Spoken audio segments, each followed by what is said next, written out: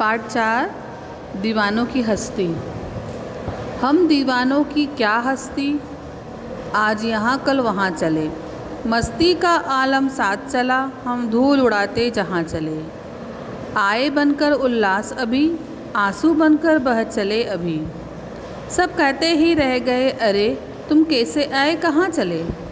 किस और चले यह मत पूछो, चलना है बस इसलिए चले। जग से उनका कुछ लिए चले, जग को अपना कुछ दिए चले। दो बात कही दो बात सुनी, कुछ हंसे और फिर कुछ रोए। छक्कर सुख दुख के घूंटों को हम एक भाव से पिए चले। हम भिखमंगों की दुनिया में स्वच्छंद लुटाकर प्यार चले। हम एक निशानी सी उस पर ले असफलता का भार चले। अब अपना और पराया क्या, अब अपना और पराया क्या, आबाद रहे रुकने वाले। हम स्वयं बंधे थे और स्वयं हम अपने बंधन तोड़ चले।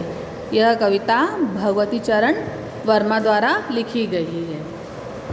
दीवानों की हस्ती कविता की इन पंक्तियों में कवि कहते हैं कि दीवानों की कोई हस्ती नहीं होती, अर्थात वो इस घमंड में नहीं रहते कि वो बहुत बड़े आदमी हैं और ना ही उन्हें किसी चीज़ की कमी का कोई मलाल होता है। कवि खुद भी एक दीवाने हैं और बस अपनी मस्ती में मस्त रहते हैं। उनकी इस मस्ती और खुशी के आगे गम टिक नहीं पाता और धूल की तरह उड़नछू हो जाता है। आए बनकर उल्लास अभी। दीवाने मस्ताने लोग जहाँ भी जाते हैं वहाँ का माहौल खुशियों से भर जाता है।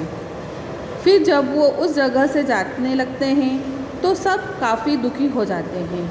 लोगों को उनके जाने का पता नहीं चलता, वो तो मन में ही अफसोस करते रह जाते हैं।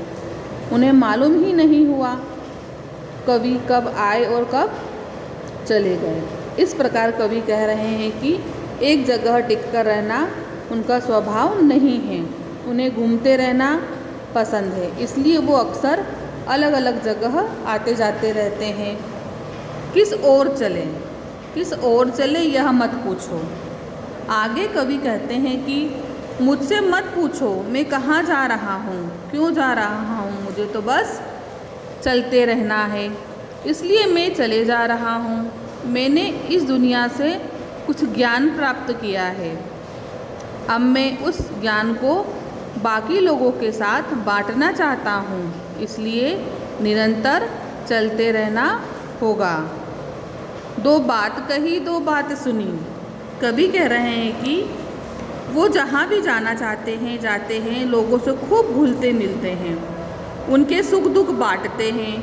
कवि के लिए सुख दुख और दोनों भावनाएं एक समान हैं, इसलिए वे दोनों परिस्थितियों का ज्ञान रहकर सहन कर लेते हैं।